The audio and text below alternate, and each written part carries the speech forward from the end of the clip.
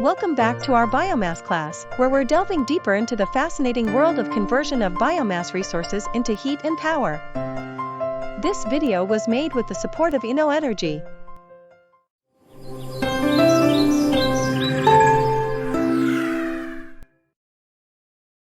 After an overview of biomass projects, let's delve into the analysis of project stakeholders. Who are the stakeholders involved in your project, and what is their attitude? We are not alone. More than 7 billion people inhabit our planet. But only a few will interact with your project. These can be referred to as actors, players, or stakeholders. The stakeholder analysis is a process to determine whose interests should be taken into account when developing and implementing the project. The aim of this analysis is to determine who or what really counts. Let's start. Step 1. Identify your stakeholders. Policymakers, legal and regulatory bodies, financiers, utilities, manufacturers, NGOs, end users. Different stakeholders play different roles. Usually, only the big players in the private sector participate in projects of large energy systems based on fossil fuels, and their relationships are well established. In contrast to this, renewable energy systems are usually small-scale decentralized technologies, often with a large number of stakeholders who have influence in the development of the system. Renewable energy projects are site-specific, being influenced by the resources available and the energy services required. This will influence the type of scheme most appropriate for the area and stakeholders involved. Biomass projects can involve more stakeholders and be more complex than other renewable energy technologies. For example, the government, the legal administration, and the local administration, which establish the play rules and legal framework. They establish policies and incentives. Banks or investors that allow the financing of the project. Those that influence the technical feasibility, like consultants, equipment manufacturers, fuel suppliers, and the installers. NGOs or associations representing the interests of the civil society. And finally, the end users or consumers. The project design and execution will be strongly influenced by the balance between incentives and barriers. The higher the incentives and the lower the barriers, the faster the project will progress. Therefore, stakeholders strongly influence the project feasibility. The second step is to understand your stakeholders.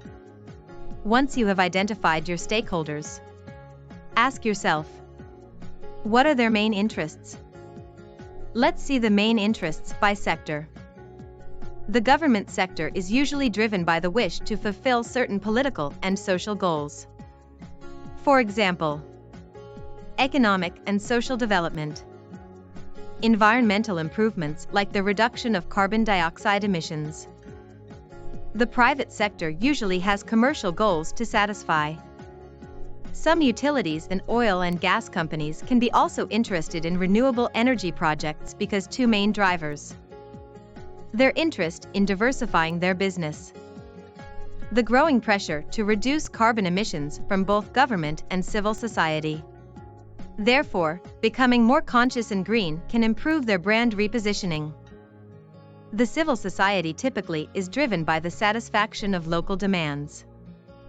For example, creation of jobs and income-generating activities. Conservation of ecosystems. No negative impact on public health. For each stakeholder, try to identify the following information. What interest do they have in the outcome of your work? Is it positive? How are they likely to feel about and react to your project? What is the best way to engage and communicate with them? What motivates them most of all? What information do they want from you, and how do they wish to receive it? What would encourage them to support your project? The third and final step is to prioritize your stakeholders. Identify how each stakeholder can influence the project. Who can help? Who can represent a barrier? The public authorities from the national government to the municipality can provide financing, infrastructures, incentives to the private sector, a favorable regulatory framework. The private sector can be not only companies but also cooperatives. It can provide investments in projects offering adequate return of investment, expertise and know-how, and technology. Cooperatives of producers or consumers can also provide institutional structures through which services can be delivered and paid for. Who can represent a barrier? Public policies can prioritize other renewables and technical solutions. This can influence stakeholders to decrease their interest in biomass projects. The private sector can perceive the biomass project as a threat. They can lobby against your project. They can even offer energy end users prices that make them think that biomass is not competitive. A part of civil society can lobby against the use of biomass with arguments based on environmental impact and public health impact. In this stage, you can use the power interest grid to classify the level of interest of your stakeholders and their power to affect or be affected by the project. High power and high interest stakeholders are your key players who should be fully engaged. Low power and high interest stakeholders can be useful supporters. So, involve them in low risk areas and consult them on their interest area. High power and low interest stakeholders must be kept satisfied, as they are powerful enough to cause problems. Low power and low interest stakeholders are the least important. Stakeholders can also be mapped in a different way. For instance, analyzing legitimacy and urgency. You can investigate more on how to make a stakeholder analysis and how to make an action plan for your project. Wrapping up. A biomass project is influenced by many stakeholders within the public and private sectors as well as in the civil society. They influence the legal and regulatory framework, the project financing, the technical and economic feasibility, the incentives that can support the project, and barriers that can slow down the project implementation. The stakeholders' analysis will help you to better understand them and to make an action plan to deal with them.